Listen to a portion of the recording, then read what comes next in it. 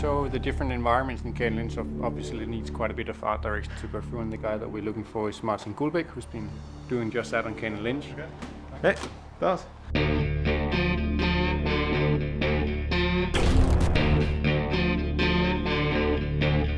My name is Martin Guldbæk. I'm the art director on Kane Lynch. A lot of studios, magazines and whatever in this business have a tendency to talk a lot about the next-gen hardware. And of course we do have the shaders, rigid body, the bump maps, all the stuff. Instead of having focus on all the tech that's available out there, we have tried to first come up with the colors, the mood, the compositions that we want to have. What images do we need? What environments do we need to actually tell the story? This here is some of the concept art for the very first level. As the game begins, the character is, at the pit of his life. But what was important to us was to find a location that sort of had this naked and sad atmosphere. And so we looked around in parts of Los Angeles where it's the colors also in real life are sort of washed out. It's not that populated. Actually, all the sketches we did here are without people on them, because the character in the beginning of the game is also he's all alone, and we wanted the environment and what was around him to sort of reflect that. Of course, before we did this, we had people go to Los Angeles. We had tons of photos and stuff. But using photos alone is not really sufficient enough, because if I show you 10 different photographs, there's a lot of information in those photos that you will pick out.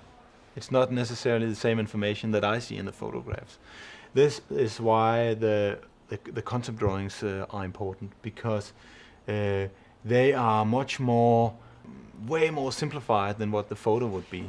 All the stuff that we don't want to have in the scene is left out in the concept drawing. Another thing you can do with concept drawings that you cannot do using photos alone is you can really specify the colors and the contrast you want to have. That's very difficult to do if you have like a batch of 100 different photos, because they would be taking on the different weather conditions, different time of day and so on.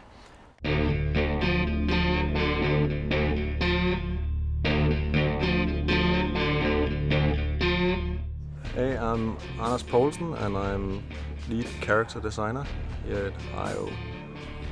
When we design characters, we are looking for doing something that nobody else have done before. Kane was the first one that was designed, and he was started out to be this kind of flawless, slick, average character that we normally see in games. And then we kind of added the influence of life to them, like baldness, beard, glasses. Kind of evolved from being this very suited guy to be more loose. And Lynch was then added as this sidekick character, but actually gave more and more life to Kane's hero characters. Lynch is a schizophrenic, insane, medicated character that is kind of stuck in his own reality. He has this kind of redneck character, but dressed in a fancy suit that kind of makes him more complex. I don't see him as, he's not full of hate. I see him more as basically scared.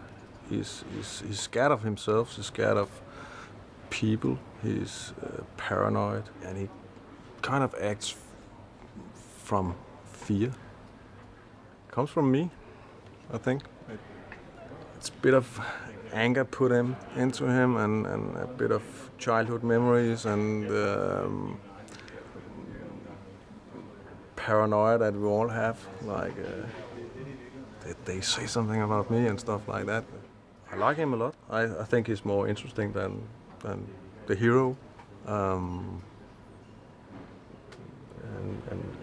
But he's also a more complex character. He's not straightforward.